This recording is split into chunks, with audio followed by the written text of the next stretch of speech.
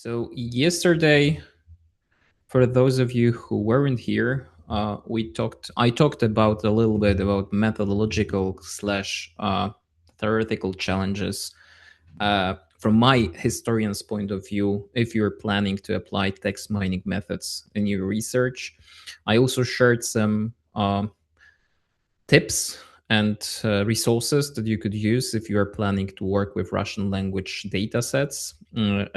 Our meeting, our yesterday's meeting was recorded, so it's going to be available on YouTube. And I also sent to Ilga some resources, such like the whole scraped website of the Russian presidential administration. If you want to work with it, go ahead. And I sent to Ilga also my presentation. So as I told you yesterday, today our meeting will be more practically focused. So I'm going to show you how to work with a PDF.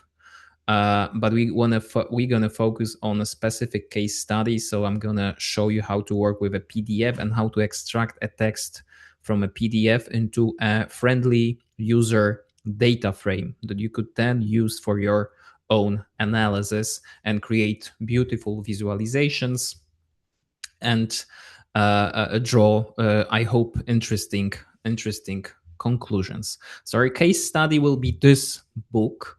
This book, which was published a year ago in May 2025. And this book к 80-летию Великой Победы, to the 80th anniversary of the Great Victory. Why this book? Because this book was supposedly written by all the members of the Russian Security Council. So crème de la crème of the Russian elite wrote this book. Supposedly, every member of the Russian Security Council wrote a chapter in this book. This is a collective volume. So you have people like Sergei Shoigu, Sergei Lavrov, Valery Gerasimov, Nikolai Patrulov, coming from the Russian elite, who wrote a book about history. And I myself, I'm a historian. I'm interested in politics of memory, and I'm trying to apply data science text mining tools to analyze Russia's politics of memory. But we're going to focus less on politics of memory as such. As I promised, we're going to focus more on practical, technical details on how to extract text from a PDF. So you all are familiar with a PDF. It's everywhere. Everyone uses PDF, so portable document format. And PDF is sometimes, well, very often actually, very often from data science point of view, it's a hard nut to crack. For many reasons that I'm gonna show you on the following slides. So PDF is has a different format because of many things. Mainly because PDF from the very beginning was devised as a format which is mainly devoted for presentation. Rather than for presenting a text, like typical text file, like takes that. But what is different and what is challenging from this point of view, if you are planning to apply text mining methods and you want to extract text from a PDF? So it's a structure. It's a structure, and every time there's something universal. So if you want to scrape a website, or you want to use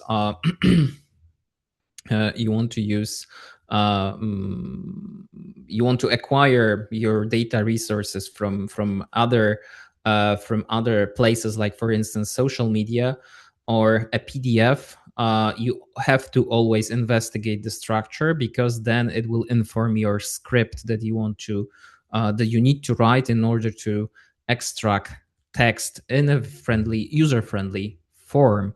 So what do I mean by structure in this specific case? But I think it might be universal for other PDFs. So first, you have headlines. So every chapter in this book, which is our case study, has headlines, and you have to take this into account. Second, you have text, but as you can see, text is being displayed in columns. More, you have the author here, and you have the post that this particular author holds. Then you have titles of specific chapters of every article. You have also photographs, which is also challenging from the point of view of extracting text into a beautiful data frame. You have captions to images. So you have an image, and then you have a little caption. So you have to take this into account while planning to extract text from a PDF. You have also footnotes, and you can encounter a lot of footnotes also, not only in this book but also in the other books. You have table of contents, where you have listed all the authors, their post, the title of their specific chapters, and also the starting page of every chapter. Many things.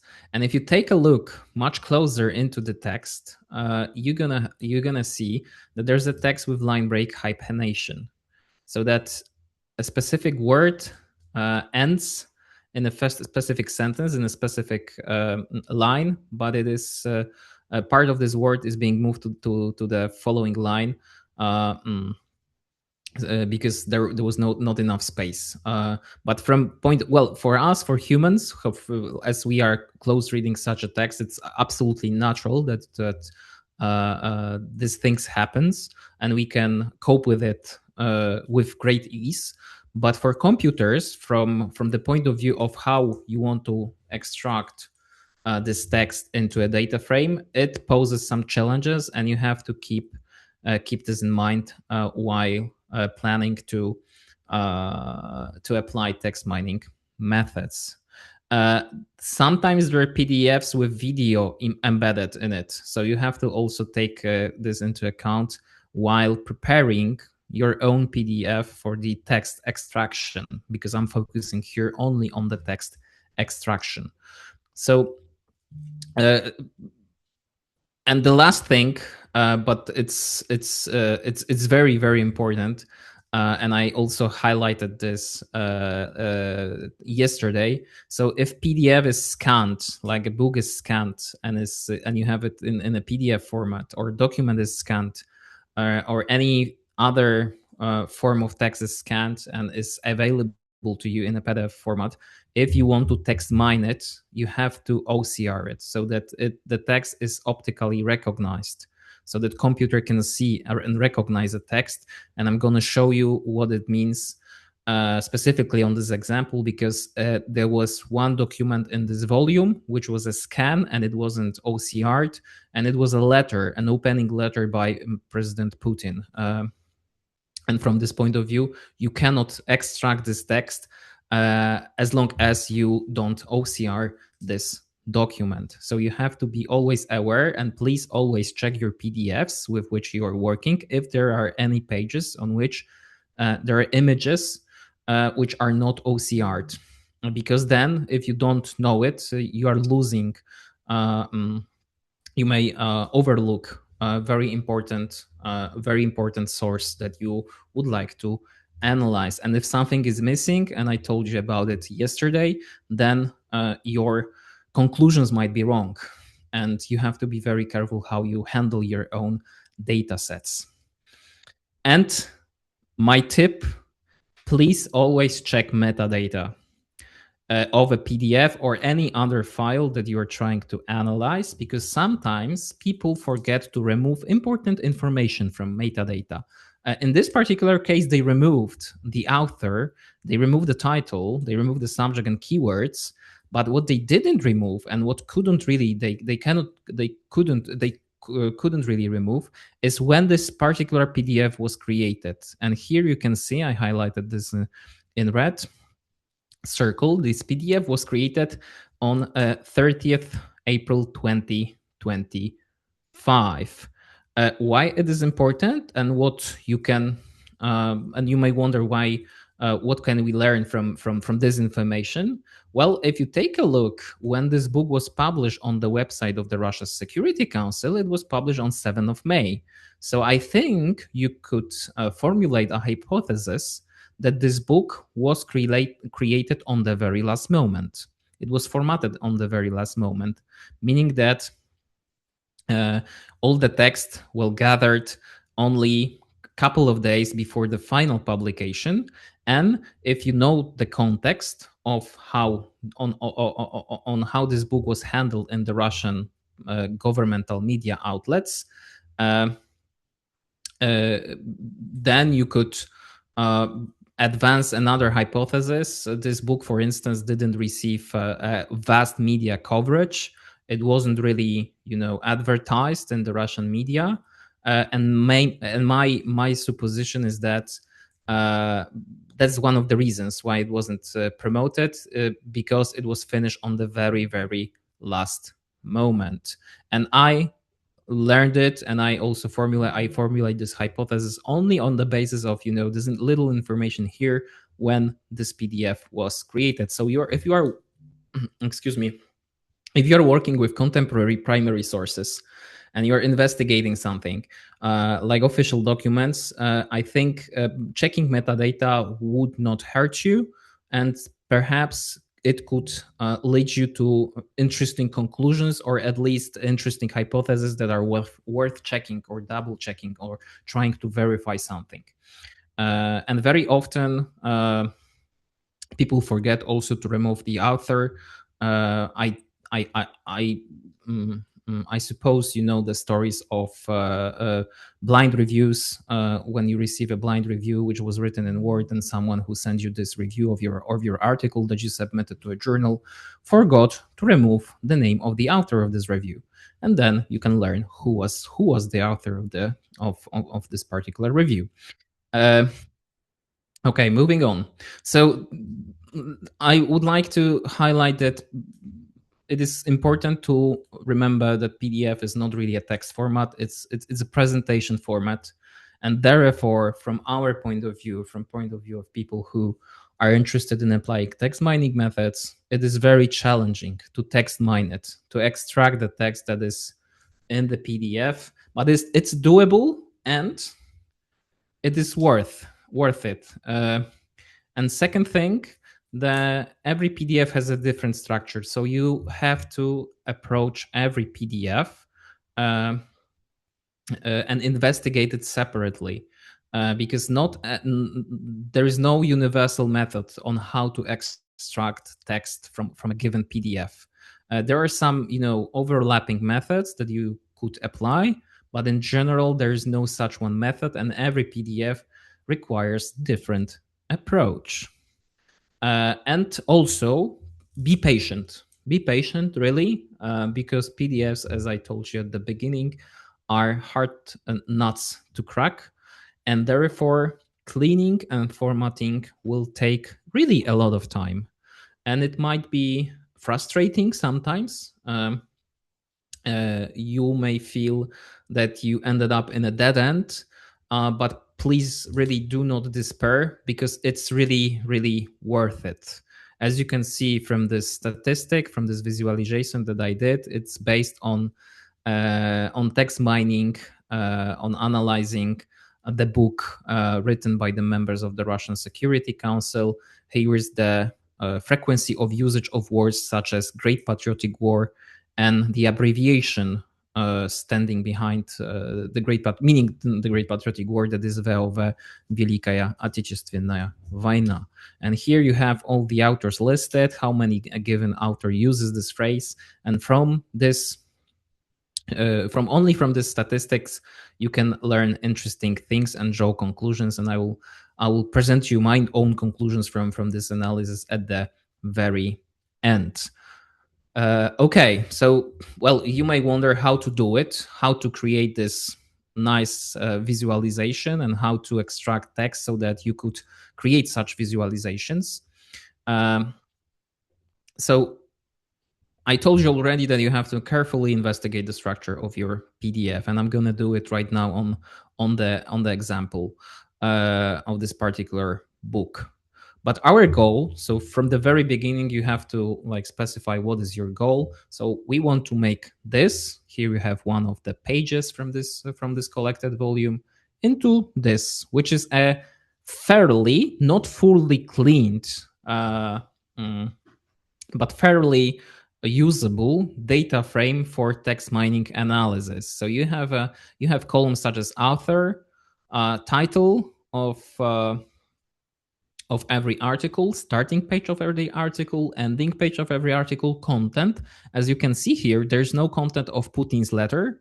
Why? Because this Putin's letter was put into this PDF as an image, not OCR image. And from so if we wanted to uh, analyze also and include Putin's letter, which is a very short letter, by the way, only one page. But if we wanted to do it, we would need to OCR his text. So then you have, but then you have a content which starts with the title of every which starts with sometimes with a subtitle of every chapter. And then you have also in this column of content, you have every text, like the full text of every given article supposedly written by a given author. But here you also can see that there's some noise, like for instance, ID 11. Here is like interchapter, if I may use such a word. It would need to be cleaned, fully cleaned, if we wanted to make this data frame more and more clean. But it's good enough, at least from my point of view, to work with it further. So first, how to extract the author's title, start, and end pages, because as I told you, it is a collected volume. So it's also very specific, because usually most of the PDFs, at least as far as I know, with which people work in data science, in humanities, or in political sciences, are written mostly by a single person. But here you have plenty of authors, so more than, as far as I remember, more than 20 members of the Russian Security Council. So how to do it? You have to take a look at the table of contents, and it's a very technical issue. So every article, every mention of author here who wrote a given article has a specific structure which you can investigate. So you have like highlighted in red, here's the author. Then after comma goes his or her post that he or she is holding. And then you have bold the title of a given article. Then you have many dots. And then at the very end, you have the number of page from which a given article starts. So step one, what do we want to do? We want to parse the table of contents from a PDF and create a list of dictionaries containing ID, author, title, and start page. So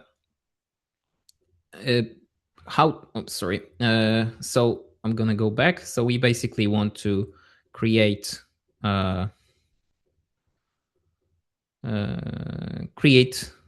this. This is a very nice dictionary, fairly nice, where you have the author, then the title of the text, and the start page, then the end page where a given article ends. So how to do it? There are many ways, but the thing I can recommend to you is to use Python library, which is called PDF Plumber, because it handles very well extracting text, images, links, or tables. It works really well, and I'm going to show you that it works with quite challenging tasks that I encountered while I was trying to extract texts from this PDF. So what I did with this, so as to extract every author and every title and every starting page, I used regular expressions to analyze the structure and determine what should go where. So as you can see, everything before the first comma is the author's name. So we have Vladimir Vladimirovich Putin, Dmitry Medvedev, Mikhail Mishustin, Valentin Matvienko, Vyacheslav Volodin. So everything before comma, you have author's name. Everything that happens after comma is not bolded. It's his or her post. Then you have the title of his or her article. So basically, from our point of view, we are not interested in analyzing posts of every person. It's not relevant for our own research. So this is irrelevant and it should be removed. So we are not interested in it.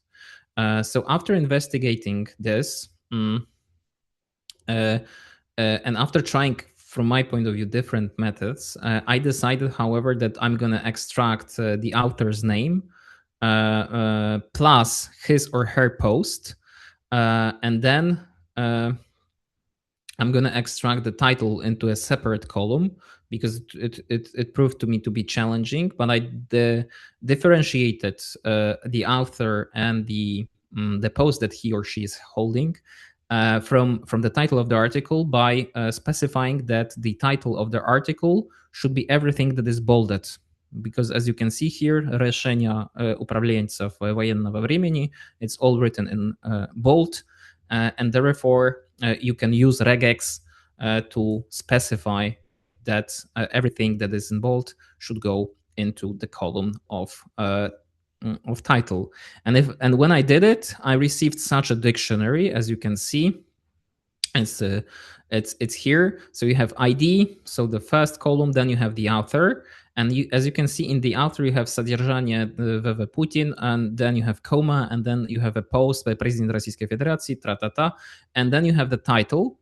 And what I did simply to remove the posts of every person, I just wrote a code, a script and I asked the program to remove everything, including everything after comma, including comma. So that's how I handled it.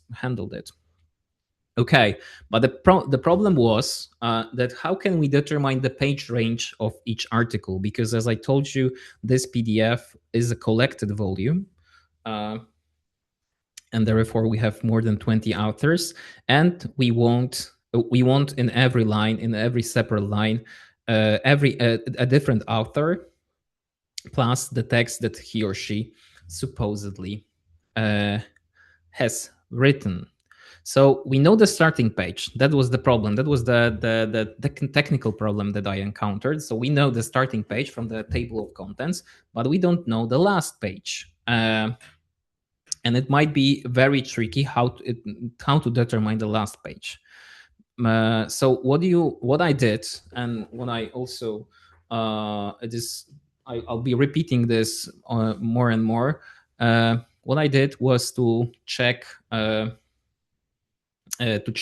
how the articles are built themselves and if they overlap with each other. Because if the last page of a given article overlaps with other article that starts, for instance, here you have page 29, if I can see correctly from my little screen.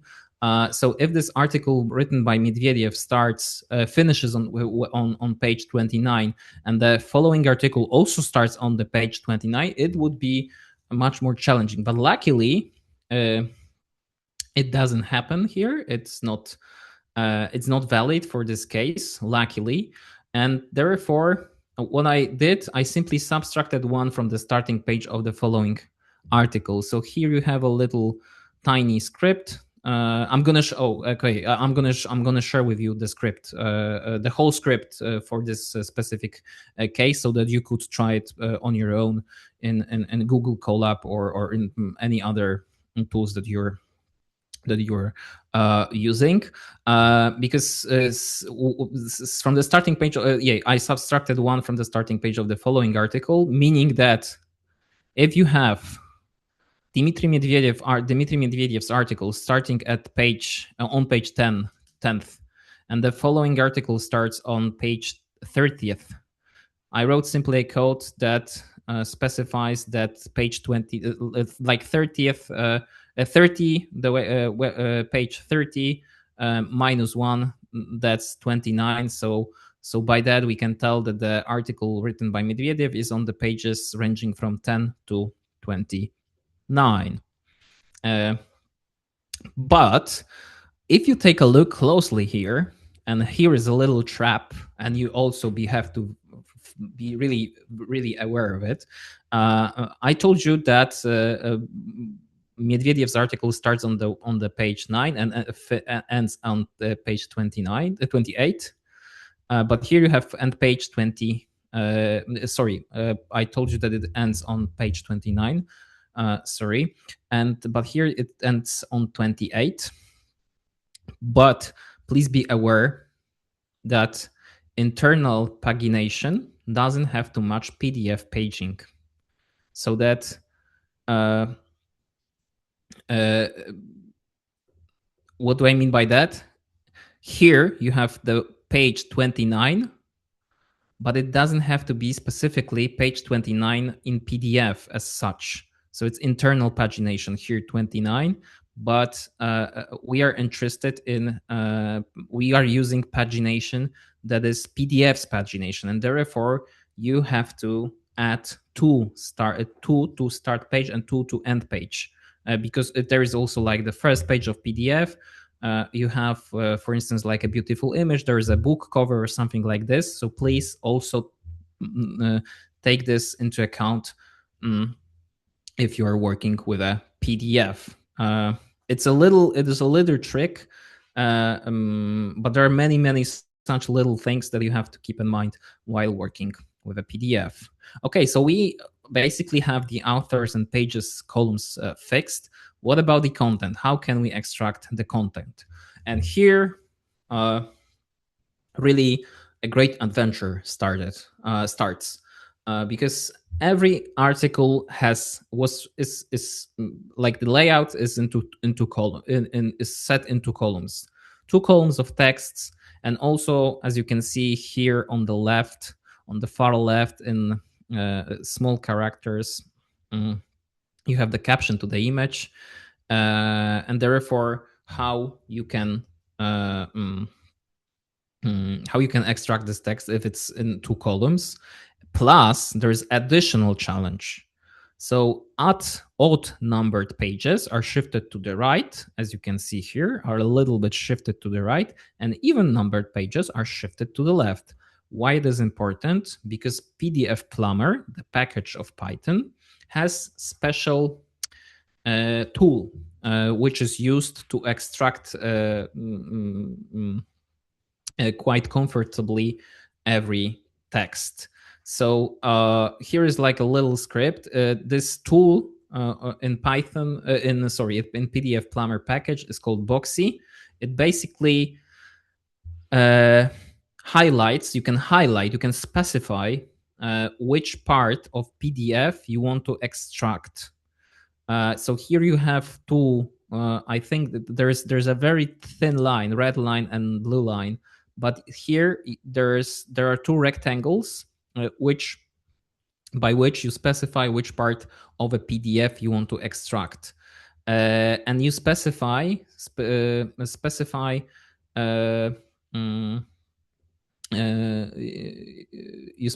by writing, if I'm not mistaken, specifically pixels, which you are most interested in.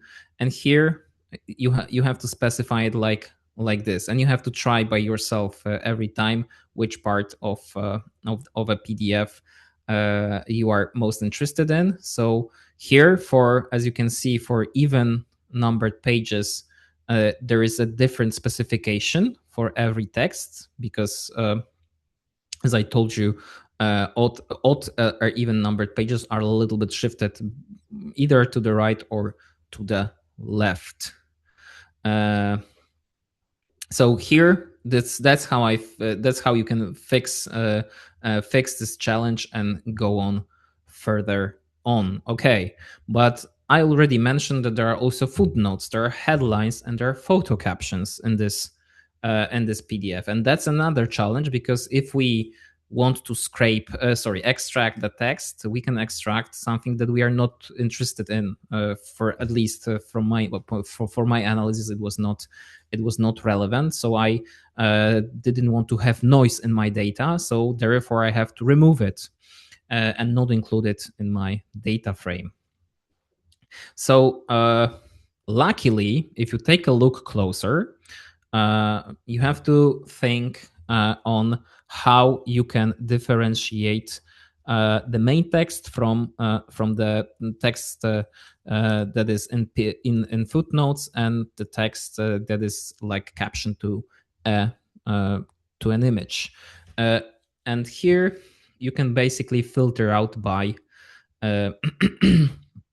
by the size of a font, because as you can see, every font here is different. Like the main text has its own font, and you can investigate it thanks to PDF Plumber. As far as I remember, the size of the font of the main text was 12, and the size of footnotes font and images captions was 10.5 or even smaller, and therefore I wrote simply a script in which I specified that everything smaller than 10.5 should be simply dropped, because main body text was set in 11 points font. So having written it, I ended up with a fairly clean data frame ready for text mining analysis. So here you still, as I told you, you can see some noise like содержание in Putin, like in Wstawaj na śmiertny boj, which is like a interchapter between, but in general, it works quite well. I already mentioned it, why there is no Putin text. So here in the content, you don't see Putin's text because it is a scan and it's not OCR'd, and therefore there is no Putin's text in it. So what can we do from now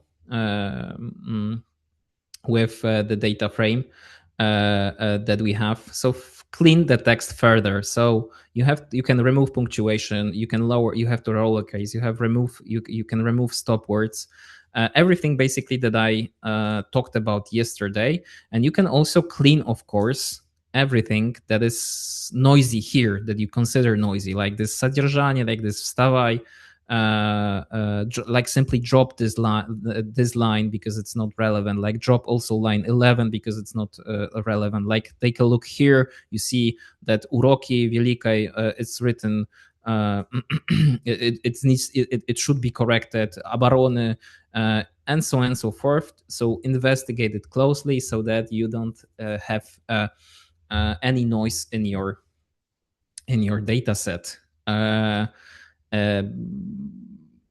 Yes, and remove stop words.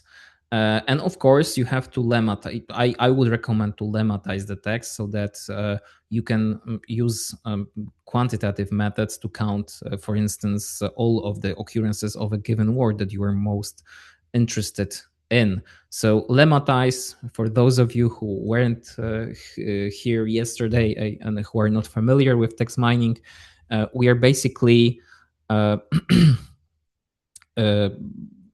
transforming every grammatical form of every given word to its dictionary form. So for instance, if we have Великая Отечественная война, we gonna transform it to a common base form like Великая Отечественная война, for one simple reason, because if you want to count all the instances of Великая Отечественная война, you're gonna do it very fast then and very accurately.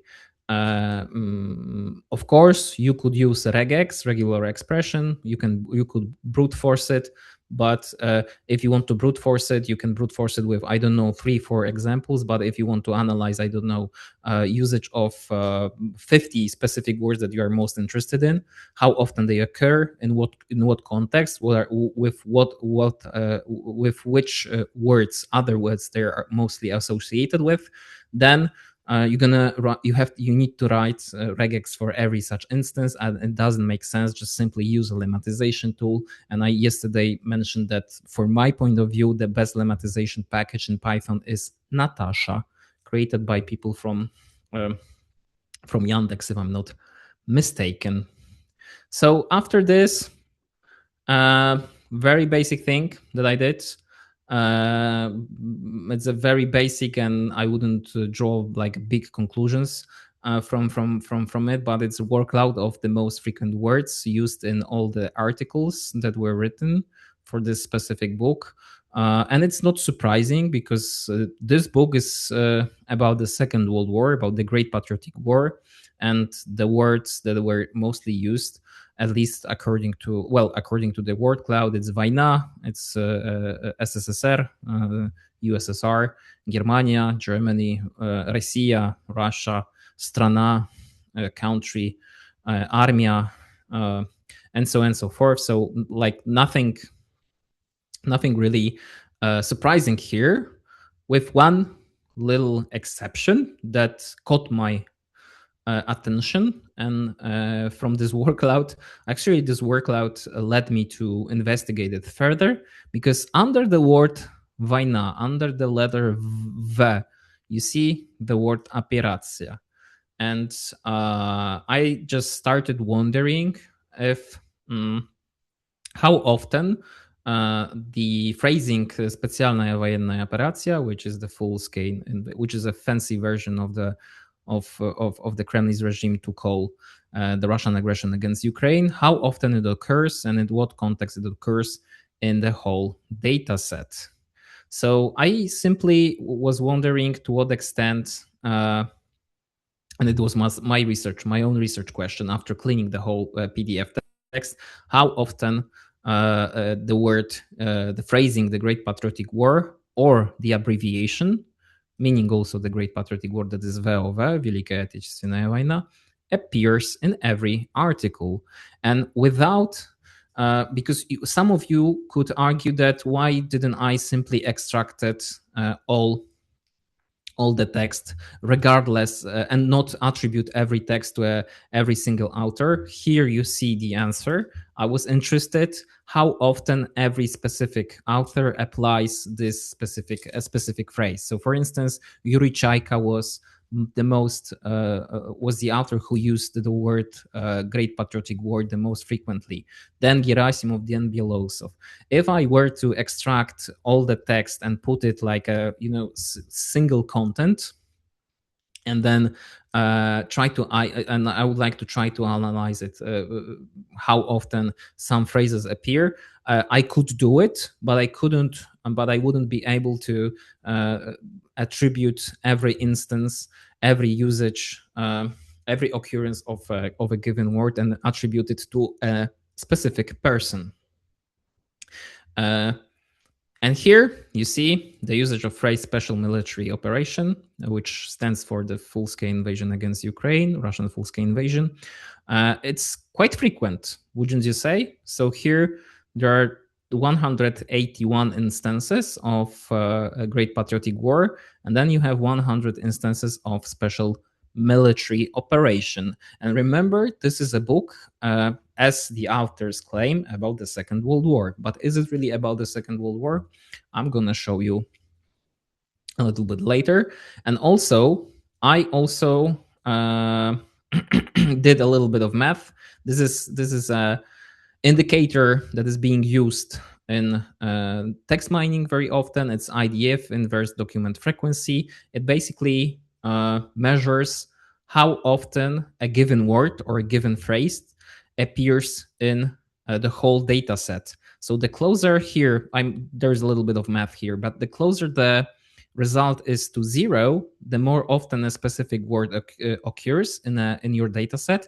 But the closer to 1, then less often such a term appears. Why I did it? Because then I was interested in term frequency inverse document frequency for phrases SVO and VVO, meaning, I know it sounds, for some of you, it might sound a little bit confusing, but it basically shows which author uses the term Великая СВО or ВВО, Великая Отечественная война. The closer the author is to the right corner, the more often he or she uses both terms.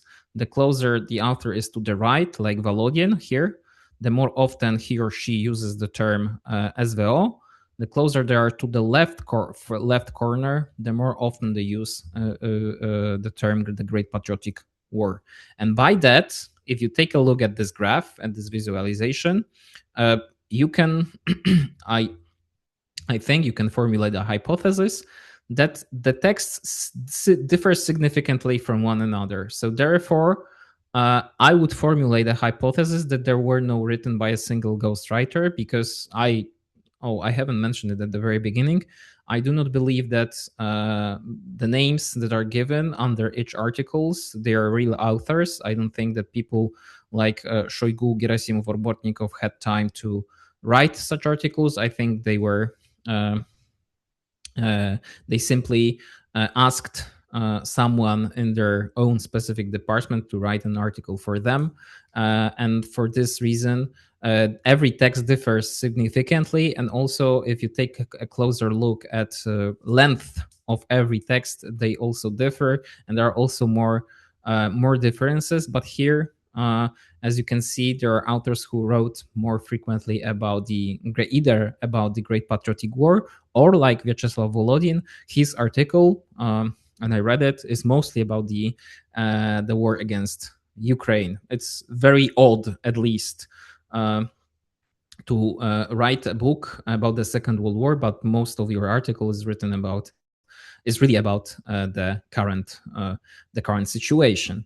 So it leads me to the question how you can combine, for me as a historian, because I'm using the text mining tools to enhance my own research and try to augment my conclusions and try to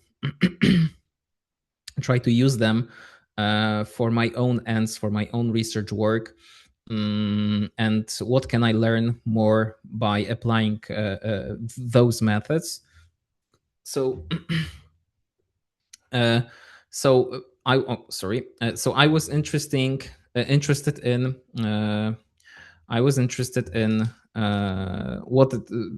why this book was written, basically, for what reason. Of course, you could say that it was written on the occasion of the 80th anniversary of the Germany's capitulation in May 1945. But if there are so many instances of and occurrences of specjalna wojenna operacja, then I think something might be there might be something more in it. So if you take a look, and here I finish my text mining part, I'm trying to show you right now how you can connect text mining with close reading. And I'm a proponent of this approach, so that text mining doesn't necessarily, for me at least, it is not sufficient to apply only text mining. I think you have to at least close read your primary sources as far as you can, of course, and as far as your time allows you. Because, as I told you yesterday, it is simply for a historian who is studying 20th and 21st century. It is not doable to read all the primary sources. But here on the website of the Russian Security Council, you have description of this book, and I would like to draw your attention to this phrase after comma that I bolded.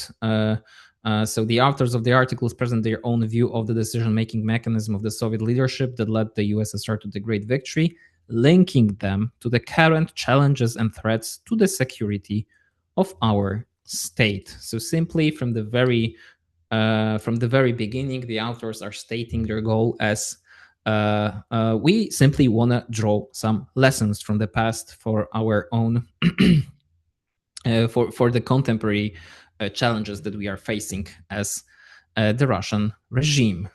So yesterday I told you that text mining also allows the rapid filtering and extraction of sentences in which a specific phrase appears, and so simply you can filter out all the phrases, um, mm, mm, all the instances, all the sentences in which the phrase like Wielka Отечественная война or специальная военная операция appear. And therefore, you can very simply create like a small little database in which you have all the authors and all the instances and all the context in which they use this specific phrase. So let's then check what they write about the SVO, that is the Russian aggression against Ukraine. So I filtered it out very briefly, and I will only show you the most juicy parts, at least according to me. So here, Anton Siluanov, Minister of Finance, wrote is trying to connect the experience of the Second World War with the current experience that he thinks is achievable, that is to support the people and economic development, and at the same time fulfill the main task of today, the task of victory in the special military operation. It's very interesting also how he uses the term victory here, because the term victory, победа, in Russia is, as you know, associated with a very specific event in the Russia's history. That is the victory of in the Second World War. But here he's talking about the victory right now in the current context of the war. So if you could apply also text mining methods and try to find associations of all the instances in which the word victory appears in this PDF, in this article, in this book, and try to figure out what a given author had in mind, whether he or she refers to the victory of the past, that is the victory against the Nazi Germany, or perhaps he or she is speaking about the future victory against Ukraine, which is, very interesting first step into checking and investigating how a given word may change its meaning and how words are being politicized, of course, and used for the political end. So, but let's move on. Alexander Bortnikov, head of the FSB. So he basically says that that experience of counterintelligence activities during the Great Patriotic War serve as a great example during the special military operation. So he also connects like the experience and the past with the present, and frames and the current war against Ukraine as a continuation to some extent, or the second act of the war that started in 1945. Valentina Matvienko, the chairwoman of the Federation Council, she take a look. The ideology of victory here is also very, very interesting usage of the word victory here. But she basically states that the memory of the past, the memory of the Second World War, the Great Patriotic War, as it is being called in Russia, should be used in the course of the special military operation. So also she connects two things. Sergei Shoigu, Secretary of the Security Council of the Russian Federation, simply states, and I think there is nothing more to add, that the special military operation to denazify Ukraine, I quote, of course, has specially highlighted the timeless significance of the heroic deed accomplished by the Soviet people in the terrible years of 41-45. So the question, research question, and with which the research question that you could answer with help of text mining here and close reading, of course, because as I told you, I'm a proponent of applying both tools at the very same time.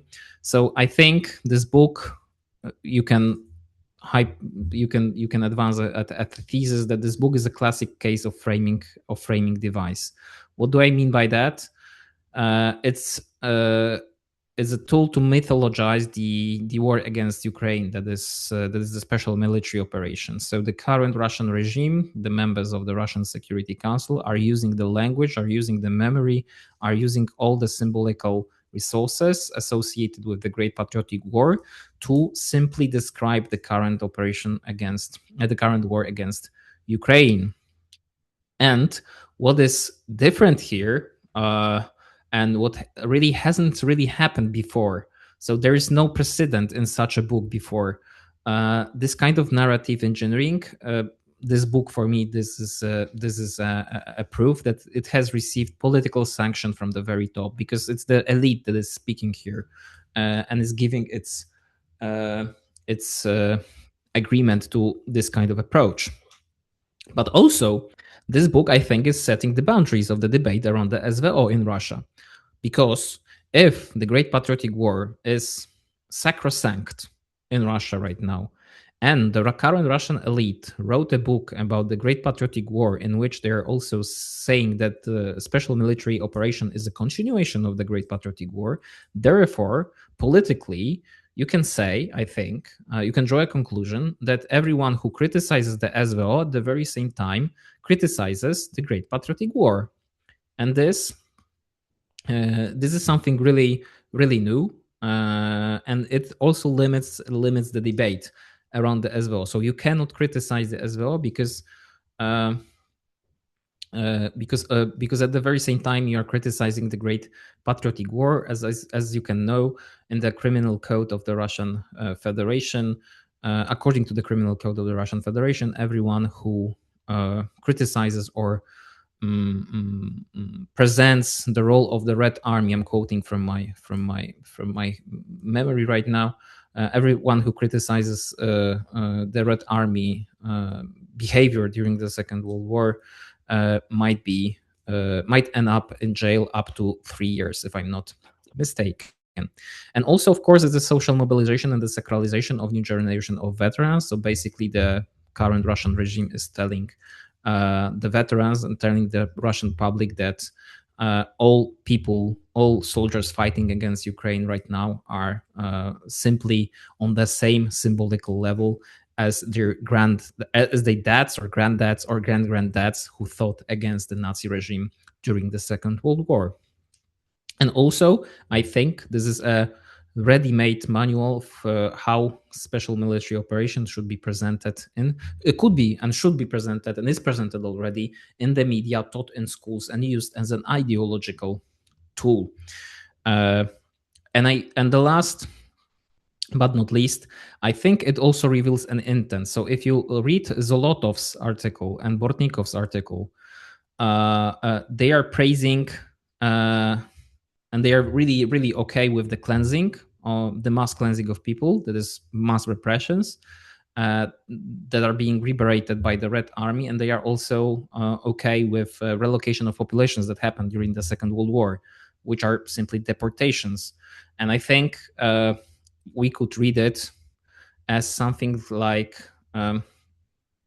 as a praise, also as a statement, basically, that the current Russian regime will apply the same methods as the USSR applied during the Second World War. So basically, they are revealing their intent, what they are planning, and already what they are doing in Ukraine. So at the very end, you could ask me, well, couldn't I simply draw the same conclusions only from close reading the text? Because I mean, reading a PDF that has 250, 300 pages is not a task that is overwhelming for a single human being, for a single scholar. Yes, I could do it, but I think it would be much more difficult for me to prove that Великая Отечественная война, sorry, there's a typo, is a framing device for telling completely different story. Because right now, with the numbers, with all the visualizations I showed you, with all the work that I did in order to extract the text from the from the PDF, I can not only simply very fast browse all the instances and work with the text. But I can also visualize it. I can quantify it, and I can simply count it, and I wouldn't be uh, and I wouldn't be. And please do not overestimate our own abilities as human beings in counting, because there are studies showing that we as humans we are really bad at counting to numbers higher than 7, as I told you yesterday. So I think basically that this mathematical and quantitative approach, text mining, it can better calibrate our close reading and old school traditional analysis, but they are going hand in hand. So you should, at least in my opinion, you should use them both at the same time. It's not either or. It's rather using both of them, and also by calibrating. I I showed you that uh, um, this the visualizations, and also like extracting such texts, such little phrases like a couple of sentences, can lead you to another findings, like this example of usage of the word victory. I think would be very worth to investigate further on how it changes. And then if you has this book, and if you agree, and the hypothesis that I formulated, I could try to double check them and verify them, whether for instance, claims that are in this book are being further spread, for instance, by the main Russian media outlets, and how SVO is being portrayed in the main Russian media outlets. To what extent the Great Patriotic War serves as a framing tool? To what extent this book, let me use this word, what's the impact factor of this book really on the media, on the Russian media? And for this reason, with this quantitative approach, you could very easily do it, and you could do it much faster than with old school vintage traditional analysis. So here I want to finish. At the very end, I want to just tell you that I will share with you the Python script. You should see the script in Google Colab. So here you can also, I put link to my full analysis, and if you want to take a look at it, just click the link and simply read my entry on my blog. And here you have the methodology described in detail here. But basically, the methodology I described during my talk right now is much more, I would say, more detailed than here on the text. And here, of course, you have you have all the code and all the analysis I did. You can download it. You can do whatever you want with this script. You can test it by yourself, and I also will give you the access to my Google Drive, where I have also this book, this zbornik, this collective volume written by the members of the Russian Security Council. And that would be all for today. Thank you for your attention.